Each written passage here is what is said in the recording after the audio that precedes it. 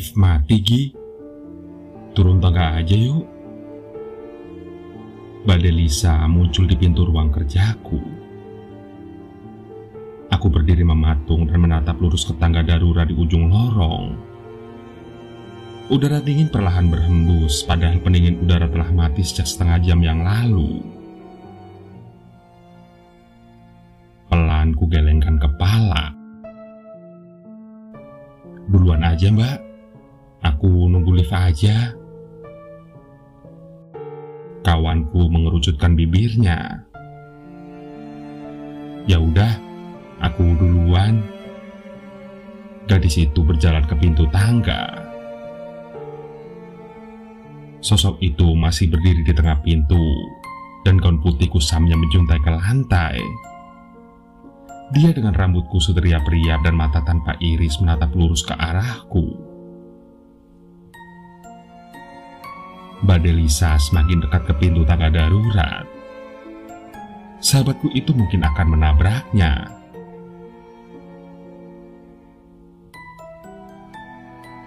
"Mbak!" teriakku sebelum tubuh Mbak Delisa menembus sosok itu. Sahabatku berbalik dan tersenyum. Nggak jadi nunggu lift. Aku menggeleng. "Bareng aja, tapi temenin ngambil kunci loker dulu ya, Mbak. Ketinggalan soalnya." Sosok bergaun putih itu melesat dan menghilang di tangga darurat. Aku pun menarik napas lega.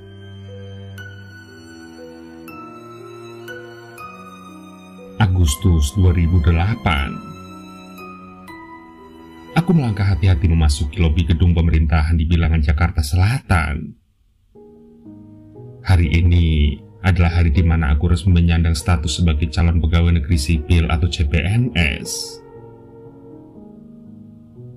Berdasarkan arahan yang tertera di website, usai pembekalan dari panitia, aku harus melapor ke bagian tata usaha di lantai 6. Setelah itu, aku bisa langsung duduk di bagian kehumasan, sesuai dengan penempatan yang telah diberikan. Seorang wanita berseragam mengantarku menuju bagian kehumasan. Sepatu karetnya berdiri-diri di lantai keramik putih yang kusam. Dinding berlapis gerani coklat dan lampu neon panjang di plafon membuat koridor yang kami lewati terkesan tua dan kurang terawat. "Kita lewat tangga saja. Ruangan humas ada di lantai 7. Ujar perempuan berseragam itu. Aku mengangguk. Tangga darurat terletak di sebelah lift dan masing-masing ujung lorong. Pintu besi berwarna hijau berdiri keras saat wanita itu mendorongnya. Bau lembab menyambut penciuman saat kaki kami melangkah di anak-anak tangga. Entah mengapa, bulu kuduku perlahan meremang.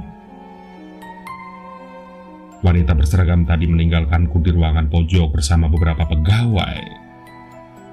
Mereka tampak asik di depan layar komputer. Sebagian tengah membuka laman media sosial, dan beberapa lainnya sibuk bermain game. Padahal waktu telah menunjukkan pukul 9.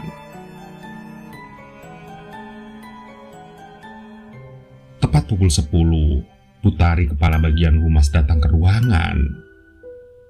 Setelah perkenalan singkat, dia menyuruhku duduk di salah satu kursi. Letaknya menjorok ke dalam.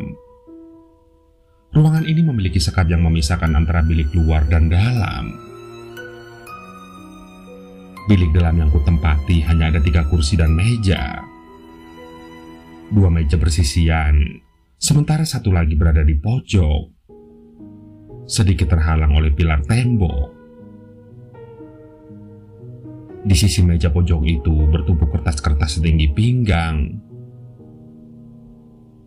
Dalam hati, aku mencibir. Kantor apa gudang sih? Kayak sarang dedemit saja. Namun tiba-tiba saja, kursi beroda di meja itu berputar dengan sendirinya. Kini kursi itu menghadap ke arahku. Sontak saja kembali bulu kuduku meremang. Aku tidak punya indera keenam ataupun kemampuan melihat hal mistis sebelumnya. Namun, belum genap seminggu bekerja di ruangan ini, kejadian-kejadian aneh kerap kualami. Seperti siang ini, penghuni meja sebelahku, Pak Martono. Beliau tidak datang ke kantor. Beliau bertugas meliputi acara kunjungan menteri ke Papua. Aku duduk sendiri di dalam bilik. Untuk mengusir sepi, kuputar pelan playlist di komputer. Alunan melodi dan suara lembut Bunga Citra Lestari menemaniku. Setumpuk pemberitaan di media cetak tergolek di meja, menanti untuk diulas dan dilaporkan. Sejak kemarin, layar komputerku kerap berkedip. Sepertinya sebentar lagi benda ini akan pensiun. Ketika berkedip, tampilan gelap di layar memantulkan bayangan di belakangku. Sesekali aku sengaja bercermin di sana. Layar komputer berkedip sekali. Aku merapikan poni lalu mulai menulis ulasan berita. Kemudian, layar kembali berkedip. Kali ini monitor itu mati cukup lama. Aku melamun menatap pantulan wajahku dan menanti layar kembali hidup. Sedetik, 2 detik, layar tetap gelap. Perlahan di belakang pantulan wajahku, tepat pada kursi kosong di pojok, sebuah bayangan muncul. Sontak saja aku menajamkan pandangan, dan bayangan itu semakin jelas terlihat. Sesosok tubuh berdiri di samping kursi kosong. Dia membelakangiku. Bayangan hitam itu tidak lain adalah rambut yang terurai di punggungnya. Dadaku berdebar lebih cepat. Rasa hati ingin menoleh, tetapi nalarku mengatakan jangan. Ujung jemariku mendadak dingin, dan dengan gemetarku tekan tombol ESC berharap layar kembali menyala. Dan bayangan itu tak lagi terlihat. Namun, monitor tetap gelap dan memantulkan sosok di kursi kosong itu. Sampai akhirnya, perlahan sosok itu membalikan tubuhnya. Aku menjerit sekuat tenaga dan menutup wajah. Mbak Delisa dan Mbak Mia yang mendengar teriakanku, mereka dari bilik depan tergopoh-gopoh menghampiri. "Ki, kenapa?" Itu Mbak. Di situ tadi ada orang rambutnya panjang." Aku menunjuk meja kosong di pojokan. Tubuhku gemetar dan keringat dingin membajiri dahi. Salah satu rekanku menoleh sekilas sementara yang lain menarik tanganku. "Kamu lihat beneran?" Aku mengangguk. "Aku lihat dari monitor." Mereka berdua berpandangan. "Bayangan tiang kali, Gi," ujar Mbak Mia. "Iya, Gi, kan kamu sendirian di sini," Mbak Delisa menimpali. "Udah, kamu pakai komputer depan saja. Lagian seneng bener mojok di dalam sendirian," kata mereka. Dan tidak lama mereka kemudian meninggalkan kembali ke bilik depan. Aku tahu itu bukan bayangan tiang. Mataku tidak rabun. Pantulan di layar tadi betul-betul serupa orang berambut panjang.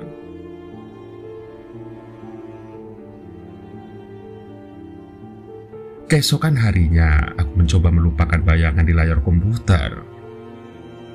Sengaja meja kerjaku putar posisinya, sehingga tidak lagi membelakangi kursi kosong itu. Namun justru aku menghadap ke arah sana. Setidaknya, kupikir seandainya hantu atau sejenisnya itu muncul, aku bisa langsung melihat dan berlari keluar.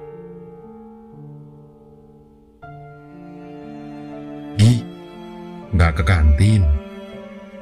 Mbak Mia melongok dari bilik depan. Enggak, Mbak. Aku bawa bekal, jawabku sambil tersenyum sopan. Oh ya udah deh, kita keluar dulu ya. Kedua temanku itu bergegas pergi. Ruangan kembali sepi. Dalam hati aku merutuki diri sendiri. Harusnya aku tadi pergi saja bersama mereka. Rambut halus tengkuku kembali meremang. Ada hawa dingin yang perlahan hadir menyelimutiku. Ya Tuhan, tolong aku. Lirihku sambil menguntai doa semampunya. Pintu ruangan perlahan tertutup dengan sendirinya. Bunyi engsel berderit menambah kengerian. Aku menutup bekal makan siang dan segera beranjak dari kursi. Namun kakiku gemetar dan terlalu lemas untuk digerakkan. Kursi kosong di pojok ruangan itu berputar pelan menghadap ke arahku. Terlihat seorang perempuan menunduk, rambutnya riap-riap menutupi wajahnya. Aku berusaha menjerit, tetapi suaraku tersangkut di tenggorokan. Sampai tiba-tiba, bangku itu bergerak mendekatiku. Rodanya menimbulkan bunyi berderak pelan. Perempuan itu menengadah dalam gerak lambat. Wajahnya seputih kertas.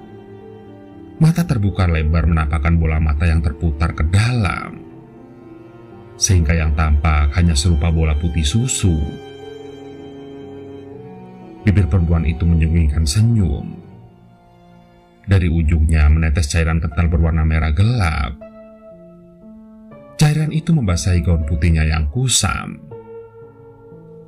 Sontak saja, dadaku terasa sesak dan lantas semuanya menjadi gelap. Aku terbangun akibat bau tajam minyak kayu putih di hidung.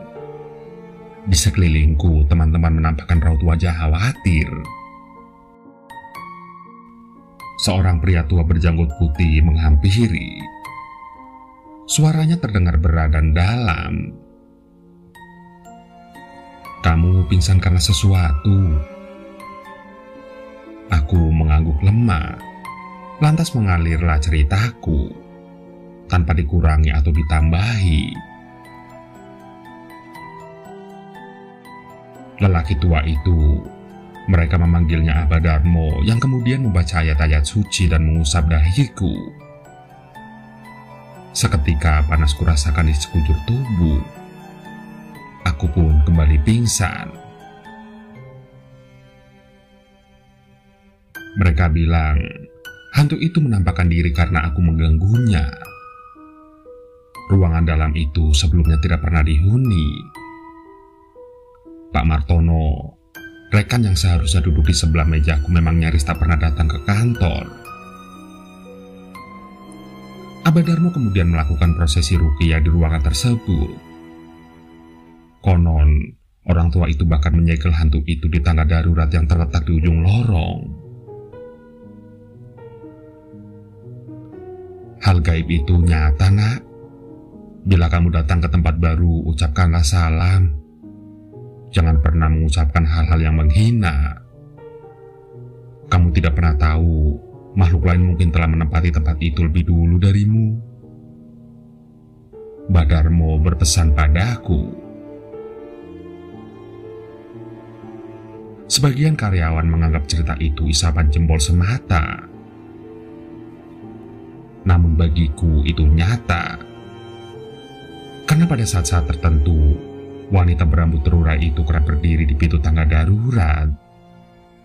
Dia masih menatapku dengan bola matanya yang terbalik.